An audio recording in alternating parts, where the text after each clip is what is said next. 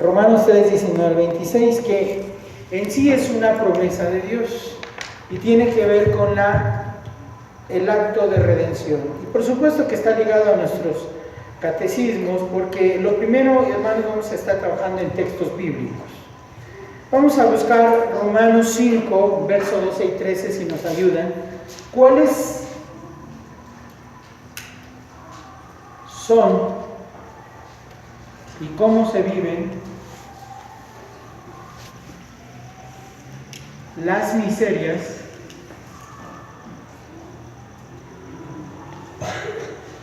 consecuencia de la caída?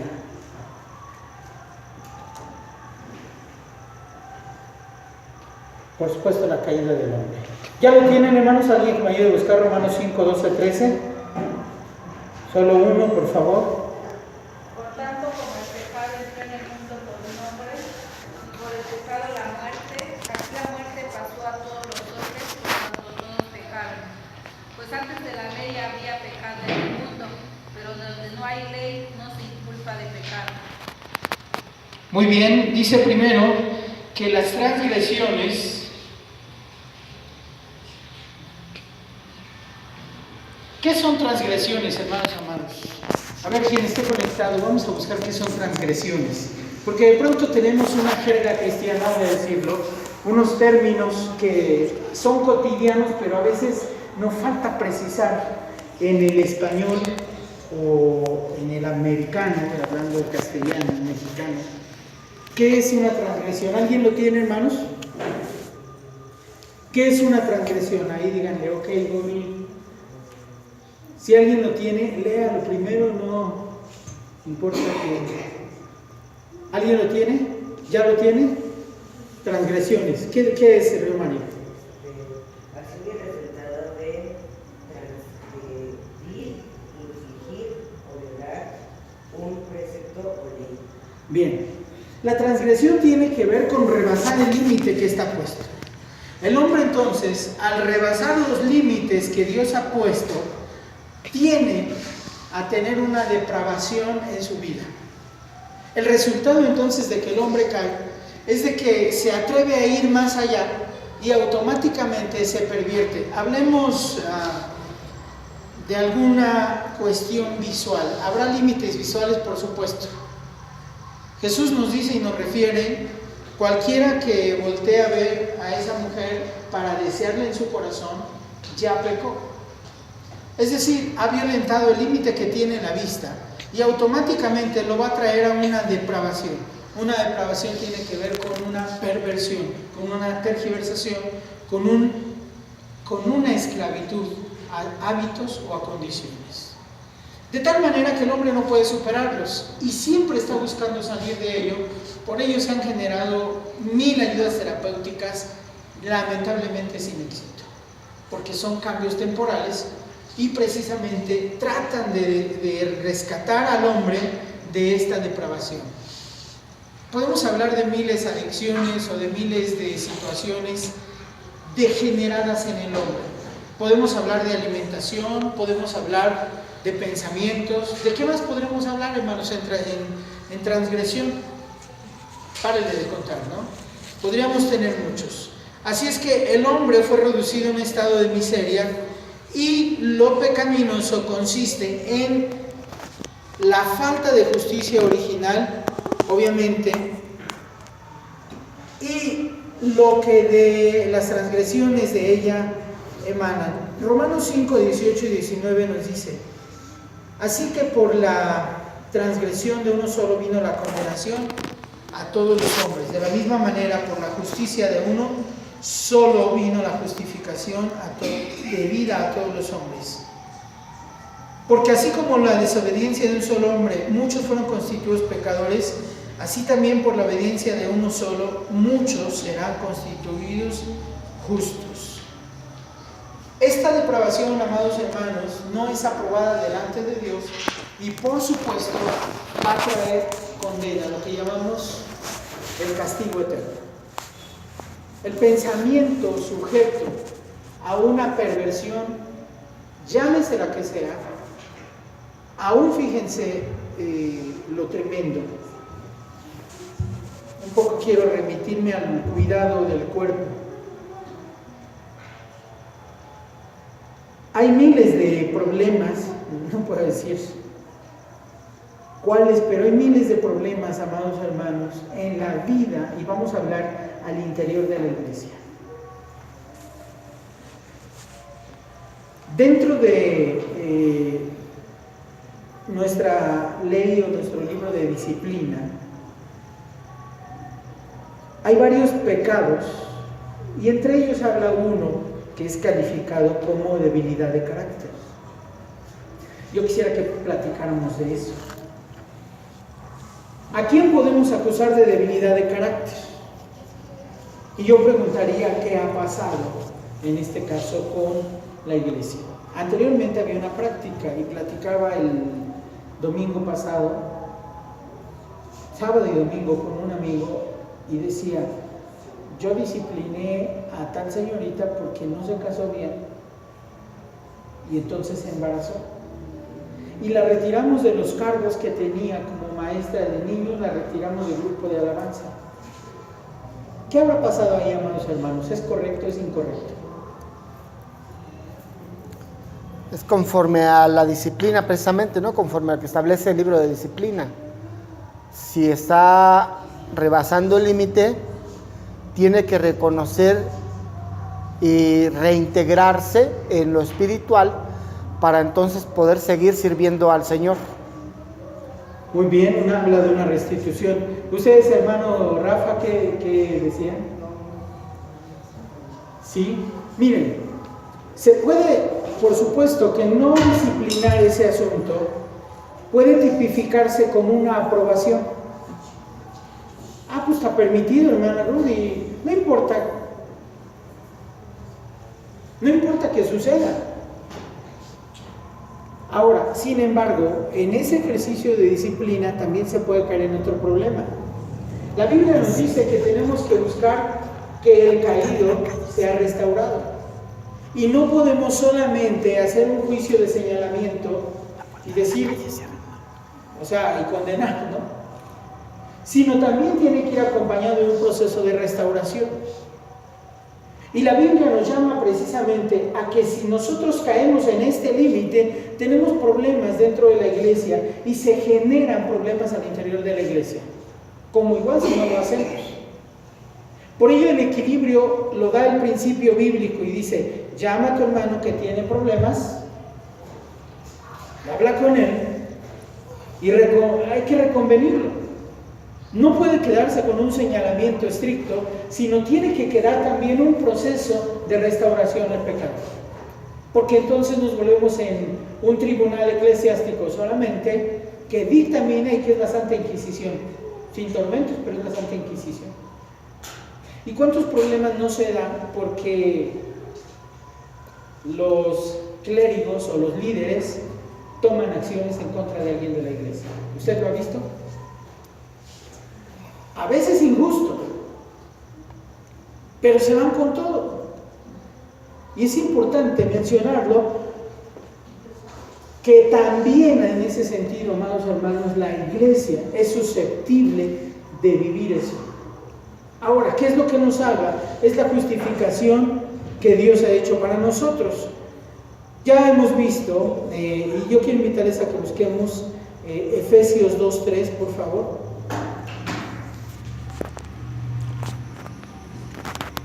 Porque el llamado constante del Señor es precisamente a vivir una comunión o a restablecer una comunión con Dios. He mencionado este ejemplo, pero podríamos hablar de miles de ejemplos que hay, amados hermanos, en los excesos. Porque cuando lo hacemos sin amor, entonces nos volvemos fariseos. Solamente fariseos. Y ustedes saben que hay fariseos. ¿Qué sería un fariseísmo en la alabanza, hermanos? A ver, hermana, ¿qué sería un fariseísmo en la alabanza? ¿Creen que haya fariseísmo en la alabanza? ¿Cómo podría vivirse? Porque precisamente ese estudio es la idea de que nosotros no traigamos condena. ¿Cómo se puede condenar la alabanza o puede traer condenación a la alabanza? Es interesante, hermano. Dice que el trigo y la cizaña crecerán juntos.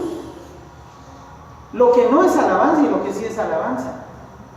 ¿Cómo sería, hermana, una alabanza fariseica? Cuando crees que la música, en el caso del instrumentista, se da porque tienes grandes conocimientos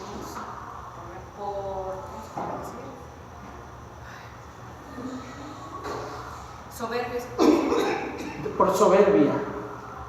¿Habrá soberbia en la alabanza en algunos lugares? Pero dice, vengo a hacer si no tengo amor. Entonces la esencia de todo acto en la iglesia es el amor. Porque si no, vengo a ser como un metal que resuena, que hace ruido y nada más. Y los fariseos así estaban y habían traído condenación a la iglesia. Y eso, amados hermanos, es algo que el Señor constantemente nos está llamando y nos dice, ¿cuáles son las miserias que se viven en consecuencia de la caída?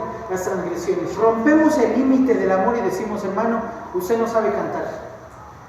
Le pedimos que cuando aprenda, venga. Y dice aparte la Escritura, cantaré con el entendimiento, pero también con el Espíritu. Nuestra alabanza, hermanos amados, y lo que hacemos en la iglesia no puede ser irracional, místico. Ay, se oye bien padre y nos mete, nos coloca en la sintonía. ¿Quién sabe qué estén diciendo? Pero la música se siente. No es eso. Fíjense lo que dice. ¿Ya lo tienen, hermanos? ¿Se acuerdan cuál les pedí? Efesios 2:3. Ok, ¿me ayudan a leerlo, por favor?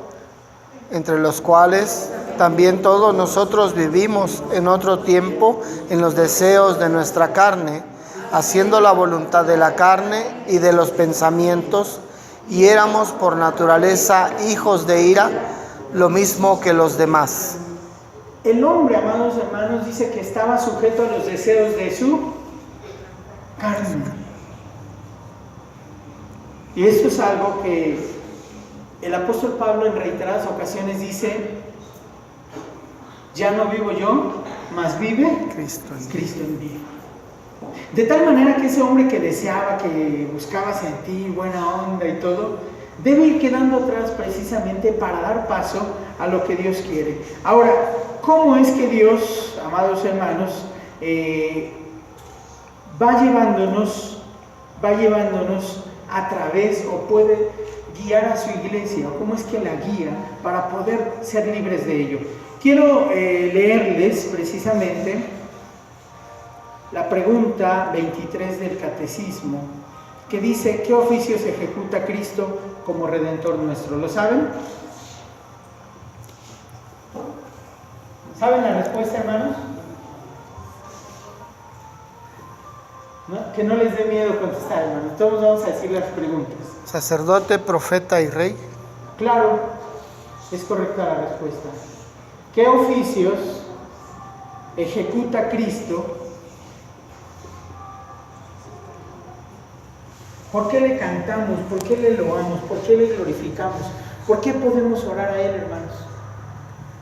¿Qué oficios ejecuta Cristo como Redentor nuestro?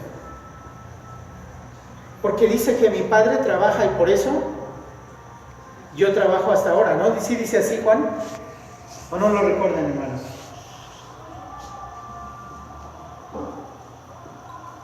Ahora sí me quiero dar un paso espiritual. Muy bien. Ejecuta los tres oficios: profeta, sacerdote y rey. Y vamos a ver cómo es esta actividad de Dios, de Jesús. Profeta, sacerdote y rey. Vamos a relacionar nuestra liturgia de hoy con estos tres oficios. ¿Qué himnos cantamos? El primero que cantamos, ¿cuál fue? Las huestes del rey, himno 210. ¿Qué es ese himno? Las huestes del rey, dice, o no, es así como de ejército, ¿no? Ese himno, ¿en dónde lo acomodamos, hermanos? En rey. Sí, ¿verdad?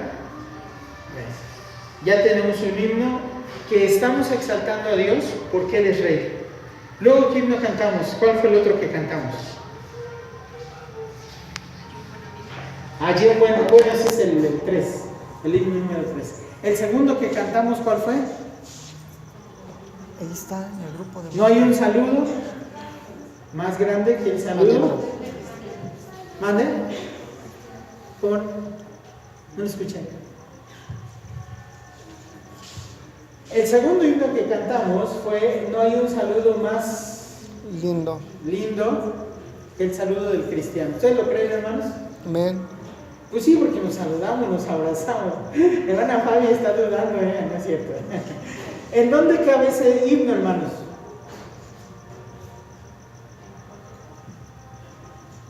Puede ser también, creo yo, en sacerdote. Primero profeta, porque un problema que tenían los jueces es este. Cuando hablamos de jueces, decimos que vivían muy bien un tiempo y luego... El orden de culto. Y otra vez se levantaba otro juez y ya salían adelante. Y otra vez... Caían. Ahora pregunto, ¿esto tendrá relación con nosotros? ¿A poco no a veces andamos muy... Y luego... hasta abajo. Pero aquí tenemos a Jesús que está denunciando. Uno de los problemas de los jueces es que hablaban mal contra su prójimo. Deseaban todo mal contra su hermano. El acto del profeta es decir, estás haciendo las cosas mal, pero tienes oportunidad de cambiarlo. Y el sacerdote presentaba intercesión por ese pecado. Bueno, y el tercer himno que cantamos fue: ayer, un buen amigo. Cabría aquí, ¿no? Porque el sacerdote tenía la función, vamos a decirlo así, de poner en paz al hombre con Dios. Entonces él está ejecutando este sacerdocio. Nuestra doctrina cristiana o nuestro culto cristiano tiene siempre relación con los oficios que Jesús está ejecutando a favor nuestro. Y que nos sacarán, amados hermanos, del asunto de la perversión que nos lleva a la condenación. Por ello es que tenemos siempre que estar refiriéndonos. Vamos a Hechos 3:22, por favor. Hebreos 5, 5 y 6. Alguien más que busque Salmos 2, 6.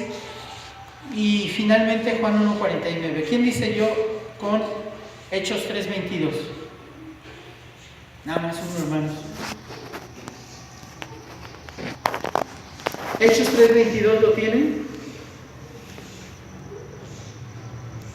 A ver, voy a decir nombres. Hermana Abigail, buscan los Hechos 3:22. Porque Moisés dijo a los padres: el Señor vuestro Dios os levantará profeta de entre vuestros hermanos, como a mí.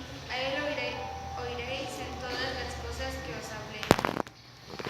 Muy bien, entonces, ¿a quién se refiere ese pasaje? A Jesús.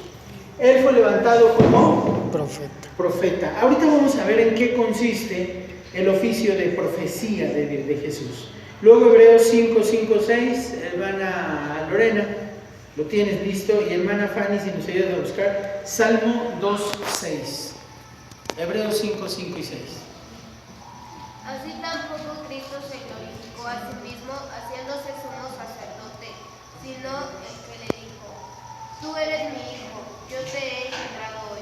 Como también dice en otro lugar: tú eres sacerdote para siempre, según el orden de Melquisedec. La Biblia entonces nos habla que Jesús también es sacerdote, es profeta, y ahorita vamos a ver cómo ejecuta cada uno de los oficios.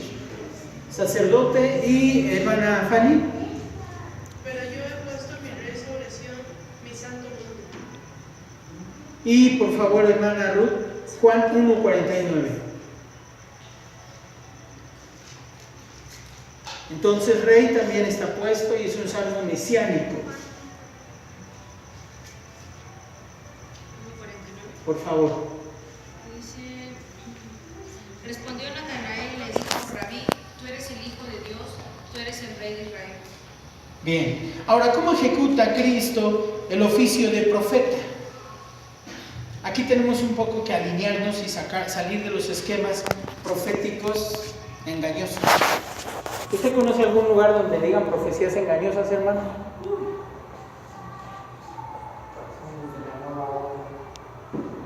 Un montón, gracias. Que se llaman neopentecostales.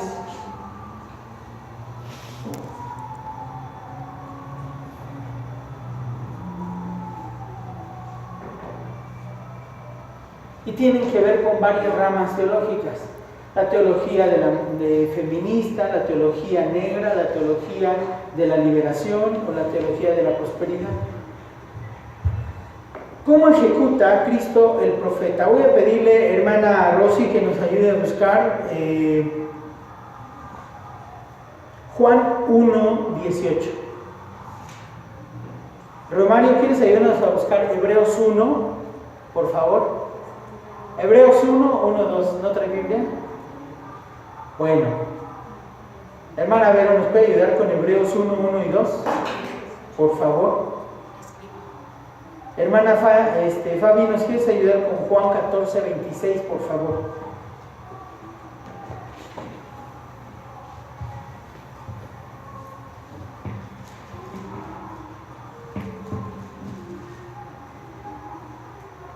Porque la actividad profética de Jesús, hermanos, no está en libre dispendio y en libre interpretación.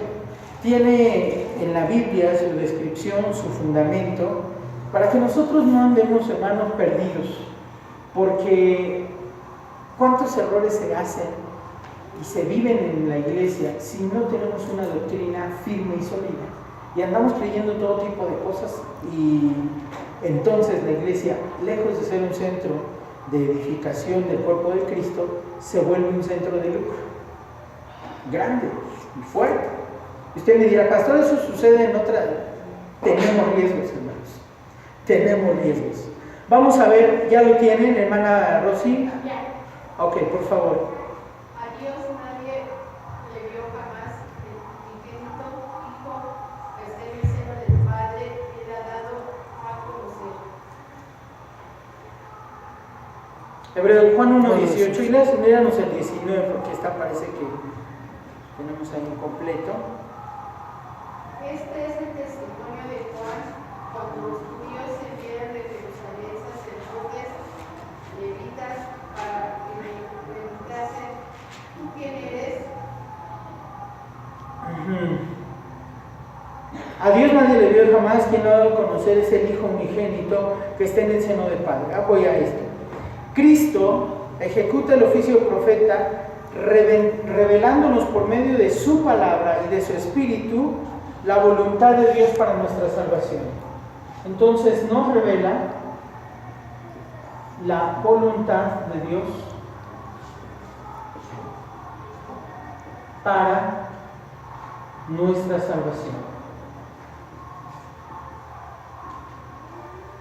Por medio de su palabra, hay dos elementos que usa, por medio de su palabra y por medio de su Espíritu Santo.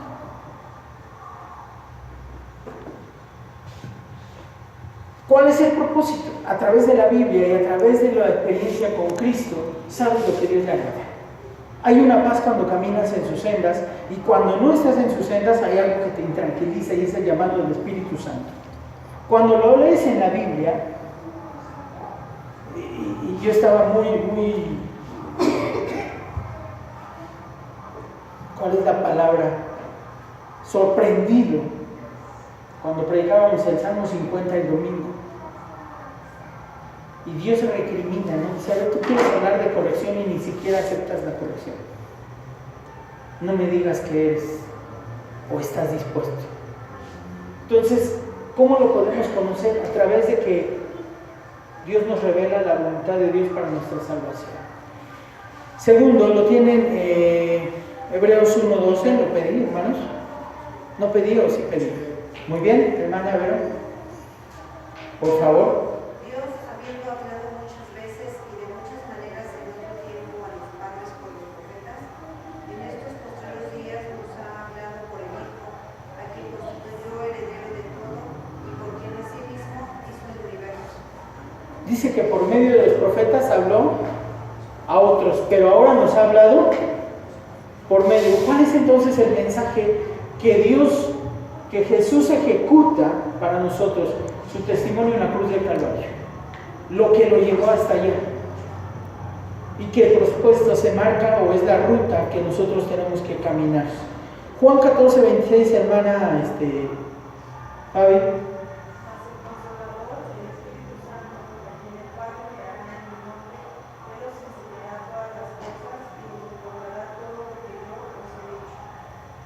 Perfecto, entonces, ¿cómo tenemos que Jesús ejecuta? Nos está hablando siempre lo que Dios quiere.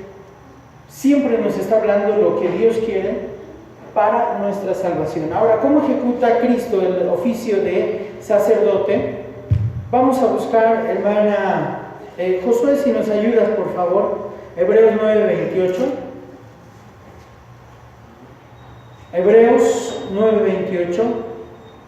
Hermana Fanny, ¿nos ayudas a buscar Romanos 3:26? Por favor.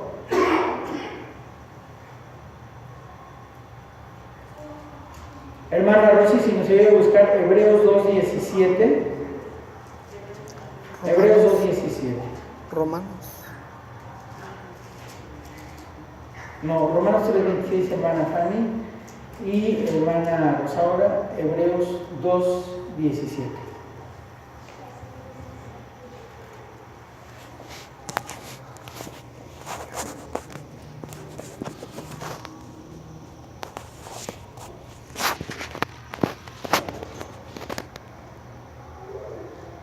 ¿Lo tienen? Ayúdenme a leerlo, hermanos. Hebreos 9:28. Así también Cristo fue ofrecido una sola vez para llevar los pecados de muchos, y aparecerá por segunda vez en relación con los pecados para salvar a los que esperan. La segunda parte, ayúdenme a leerla nuevamente, más fuerte, José, por favor. Así también Cristo fue ofrecido una sola vez para llevar los pecados de muchos, y apareciera por segunda vez sin relación con el pecado para salvar a los que le esperan. Se ofreció a sí mismo una vez y para siempre por todos los pecados. Y Hebreos 13:8, que es un himno lema en el presbiterio, es: Jesucristo es el mismo ayer, hoy y siempre. Hoy y siempre. De tal manera que si es sacerdote ayer, hoy es sacerdote. No cambia. Por eso es que podemos, acuérdense ustedes que la figura del tabernáculo era, vamos a decirlo así, la figura o retórica de lo que iba a ser Cristo. Y el que tenía acceso al lugar santísimo era el sacerdote, no había más. Ahora, ¿quién es ese sacerdote? Ya lo vimos en Hebreos, que es Cristo. Él mismo se ofrece y por medio de él hay reconciliación para el hombre. Por eso es que Él siempre está intercediendo por nosotros, y así Él, vamos a poner un ejemplo un poco fuerte. Yo no sé que me van a atropellar hoy, y hoy me enojé con alguien y pequé. Y me fui disgustado con ese hermano, con esa familia. Me atropellaron a 10 minutos después de haberme peleado y darme un cerrón de palabras fuertes. Pues no hubiera, mejor no te hubiera conocido, cosas duras. Y mueren 10 minutos, hermanos. ¿Qué pasa con mi alma? ¿O qué pasaría si no hubiera esto? ¿Manda, hermana? Al limbo. Al limbo. Porque la paga del pecado Es la muerte. es muerte. Ese es letal. Ese es el ayo. Ahí está. La paga del pecado. Estás pecando, Moisés. La paga del pecado es muerte. Y tú pecaste porque le dijiste a los González. Pero como tenemos un sacerdote que siempre está intercediendo por nosotros, aunque nosotros no se lo pidamos,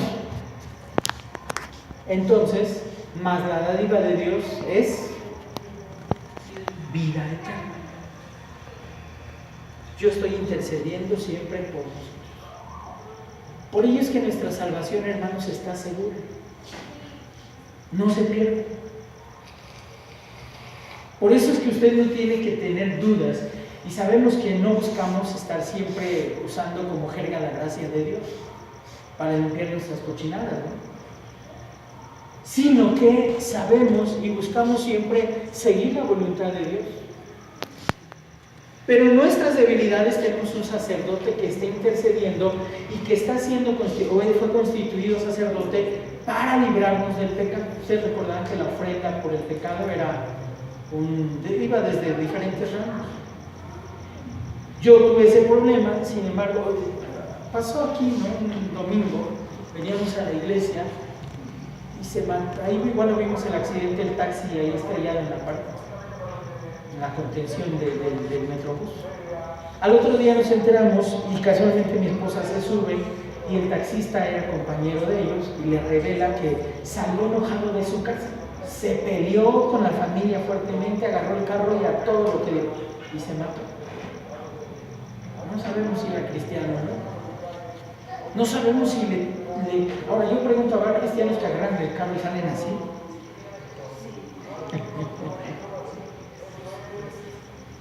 ¿Cuál es lo maravilloso de un cristiano que Dios lo ha elegido? Que tiene un sacerdote, amados hermanos, que está intercediendo por nosotros. ¿Cuál es el antídoto para nosotros erradicar que Dios nos está diciendo? Y alguien que se enfurece, dice el Señor, bájale la ira 2 cucharaditas con blanda respuesta. ¿Sí o no? La blanda respuesta, eso lo sabemos, es hasta, pero a ponerlo en práctica, ¿qué tal, hermano? Porque si uno grita, si tú tienes volumen 7, yo tengo volumen ¿qué? Ay, caray. Ojalá fuera 8, se espera, ¿no? Pero a veces dice volumen 20, ¿no? El volumen revienta los oídos. Ahí es donde nosotros podemos disfrutar, hermanos amados, de esa salvación, de que a pesar de que transgredimos los límites, otro límite en el matrimonio dice, trata a tu esposo, a tu esposa como ¿qué? Como vaso más, hay una palabra importante ahí, como vaso más frágil. Y una pregunta entre líneas, ¿el hombre también será frágil? ¿Mande, hermano? Como copa de Cristo, más delicados, dice. No, carrito de Guadalajara. La Biblia dice que el hombre también es frágil. El problema es cuando el propio hombre rompe ese límite y se vuelve ensimismado y dice, no, yo soy macho. Y entonces se cubre de una coraza que se llama insensibilidad, indiferencia. Y por no expresar lo que Dios lo creó, hay problemas. La esposa empieza con reclamos. Es que tú siempre, nunca dices, es que ya dejaste de ser. Y empiecen, paren de contar. Y el apóstol Pablo nos dice a los hombres, la mujer es un vaso un poco más, como tú también sientes, nada más que ella sí lo dice. ¿Cómo se rompen los límites? Cuando no consideramos eso, ni los hombres ni las mujeres. ¿Y hay problemas en el matrimonio por eso? Claro que hay problemas. Y de nivel, hermanos. De nivel. Yo estoy en los gritos, mi esposa me dice, ¿cómo eres chismoso? Pero donde yo me sentaba a cenar, daba así, hermanos, a la otra casa que era muro compartido y de esos tabiques porositos. Se oía todo, hermanos. Nada más me necesitaba yo recargar así para escuchar punto y coma de todo lo que decía. Pero yo me he preguntado, ¿cuántos estarán pegados a mi pared de aquel lado? Porque yo me pego a la pared de este lado. Pero ¿cuántos estarán así en mi pared? A veces pecamos así en la casa y el oficio de Cristo aplica en todas las áreas de nuestra vida. Como sacerdote está intercediendo por el hogar y diciendo, mira, Espíritu Santo, estos no entienden. Este está diciendo, no para. Pero Cristo está intercediendo a favor. Por eso un matrimonio en Cristo, amados hermanos, puede durar los años de vida que tenga que durar.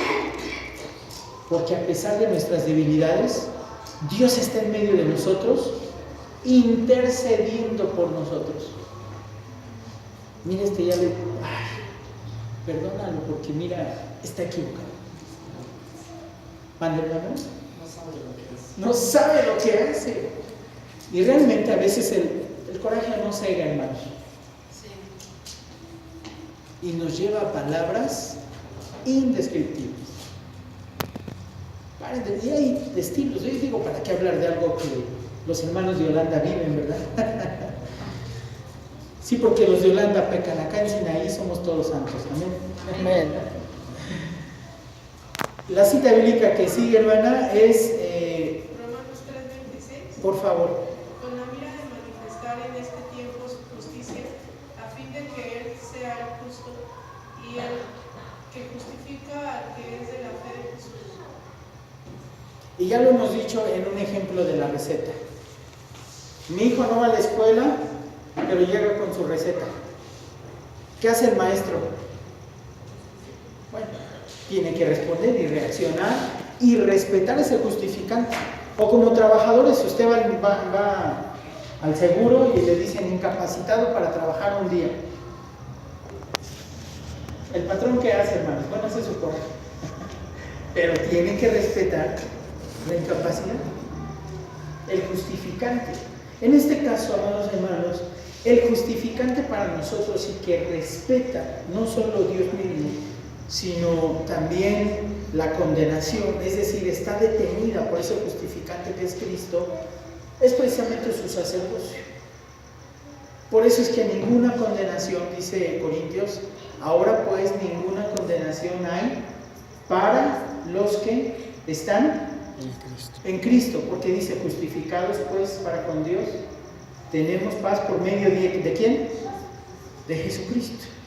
Muy bien, nos falta una tercera cita, Hebreos 2:17, ¿quién se la di? Hermana, por favor. Por lo cual debía ser en todo semejante a sus hermanos, para venir a ser misericordioso y fiel, sumo sacerdote en lo que a Dios se refiere, para expiar los pecados del pueblo. ¿Ustedes se acuerdan cuál era la expiación?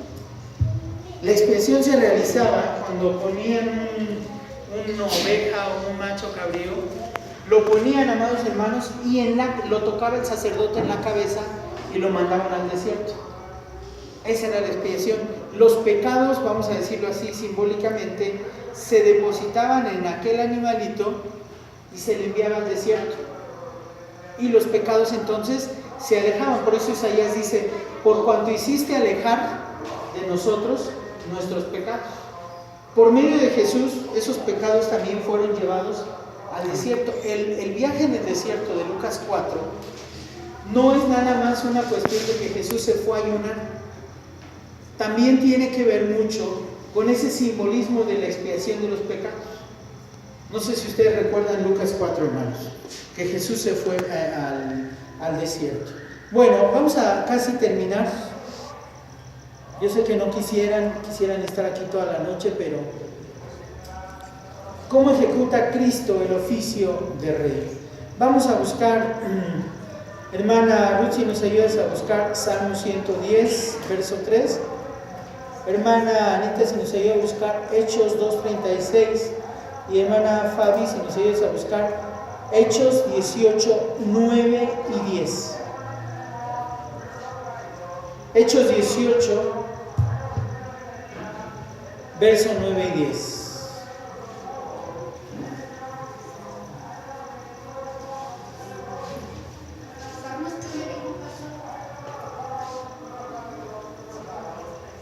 No, la hermana Ruda, hermana Rosy.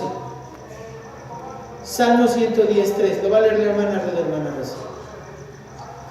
Tu pueblo se te ofrecerá voluntariamente en el día de tu poder, en la hermosura de la santidad, desde el seno de la aurora tienes tú el rocío de tu juventud. ¿Cómo dice, hermana? La primera idea dice, sujetándonos. Tu pueblo se te ofrecerá voluntariamente en el día de tu poder. Ok. Cristo, amados hermanos,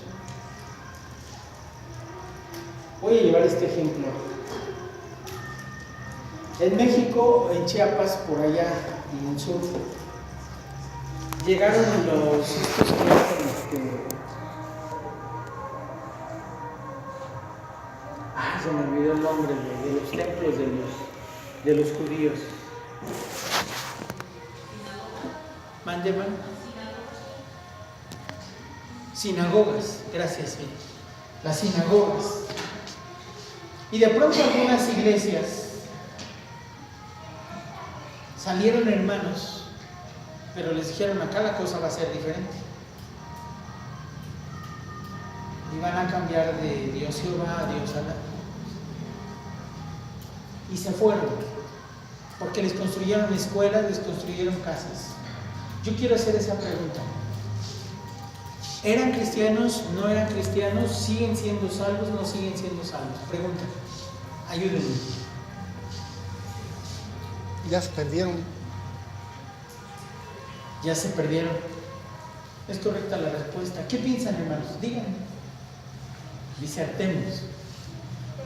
Al final la salvación no se pierde. Entonces, si eran o no eran cristianos, o si siguen o no siguen siendo salvos, eso ya no es. O sea, no hay como forma como tal de saberla. ¿Por qué? Porque tal vez sí se alejan, sí cometen ese error, pero al final, si son parte del pueblo de Dios, Dios en algún momento los va a transformar. Bien, es un postulado también bueno. Hermano, la salvación no se pierde, pero la persona sí. Ahí voy. ¿Por qué razón? Tienen razón. Voy a hilarlos. Primero, dice el hermano, y yo también lo creo así, porque la Biblia nos dice, y un problema en los profetas, en los libros proféticos, es que Dios recrimina que el pueblo se ha ido tras falsos dioses. Pero también creemos en que, como el hijo pródigo, puede haber personas que son de la casa pero que fueron. ¿Qué marcará o qué dirán o qué esperamos que regresen algún día? Pero si no regresan, nunca lo fueron. Y muchos justifican, hermanos, ese haber en el sentido de decir: no, es que les faltaban casas y la iglesia presbiteriana no está ayudando. Es que les faltaban escuelas y la iglesia pues no da, y allá les dan ropa, les dan despensas, les dan, porque así es. Claro. Y bajo una búsqueda de un socialismo, amados hermanos, tratamos de justificar los pasos de fe. Que no hay justificación en rendirnos a Dios, porque entonces todas las promesas del Señor para nosotros son ilegítimas. Y Dios dice: Dios proveerá. Ya no creemos que Dios proveerá. Yo fui puesto a prueba, y ahorita vamos a seguir leyendo. Les decía, llevaron ahí una cabeza de jabalí al trabajo, no sé si les platiqué. El cráneo, ¿no? ¿Mande? El cráneo solamente. El cráneo, sí, el hueso, con tierra de... Ahí está bien. Desde ese día, hermanos, una serie de problemas así. Y alguien todos los días se encarga de decirme: jefe, traiga algo para limpiar. Y yo: Dios mío, ya oramos, ya no hay más que hacer.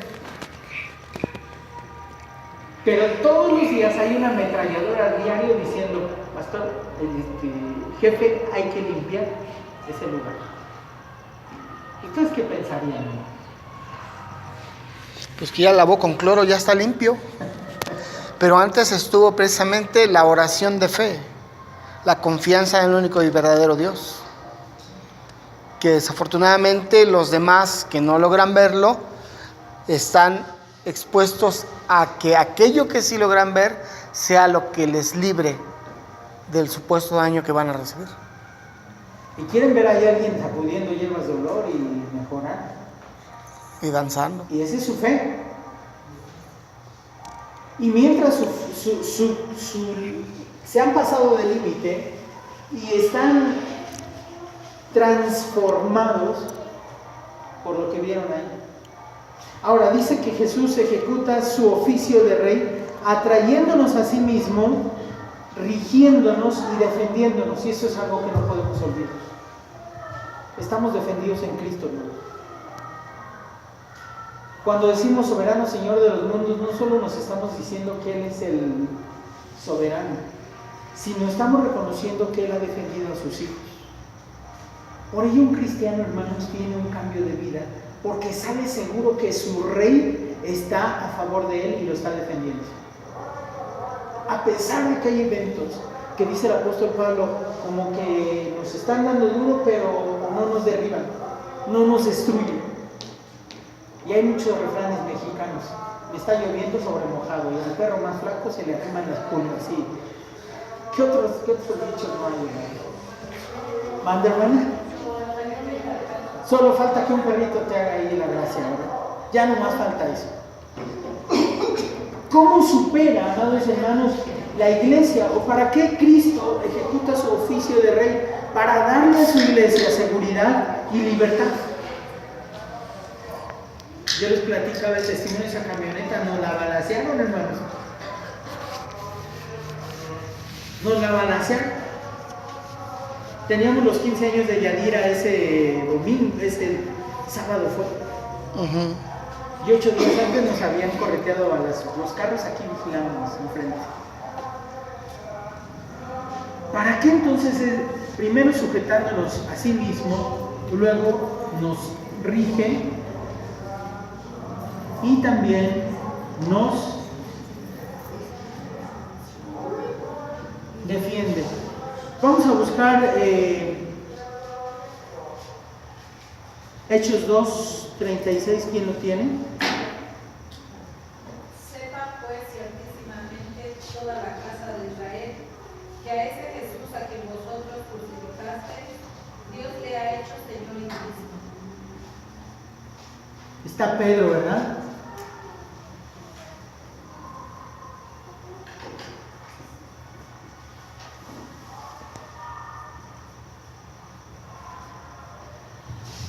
Jesús es un rey invencible, hermanos. ¿Y qué siente cuando cantamos el himno 60? Soberano Señor de los mundos. Es un reconocimiento. Digo, lamentablemente son himnos europeos, pero yo pensándolos en mexicano, estoy diciéndole: ni Zaragoza te llega, Señor. Y eso que Zaragoza, ¿quién fue, hermano? En México. ¿A cuántos destrozó Zaragoza, Lorena? ¿Con cuántos, no? Dice que su gran hazaña fue de Zaragoza vencer a los franceses con solo 300 hombres. ¿Quién sabe si sea mito o sea verdad? Porque Gedeón también fue con 300 hombres que ganó. Pues quién sabe, pero ni Zaragoza, soberano Señor de los mundos. Si alguien se me presenta, yo tengo al jefe de jefes. ¿No? En México, estoy pensando en mexicano. Estoy pensando en mexicano. Y Hechos 18:9. Entonces el Señor dijo a Pablo en visiones: no temas, sino habla y no calles, porque yo estoy contigo y ninguno podrá sobre ti la mano para hacerte mal, porque yo tengo mucho pueblo en esta ciudad. Dice que Él está defendiendo a nuestros enemigos y a todos, dice, nos defiende y venciendo a todos sus enemigos y también a nuestros enemigos.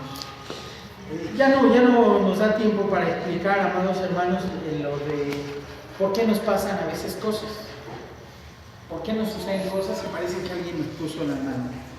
Pero creo que esto nos basta para hoy salir con la confianza de decir: Señor, pues el que eres rey sobre nosotros no es solamente una cuestión de tributo y pleitesía, sino también un asunto de que tú eres sobre todos nuestros enemigos.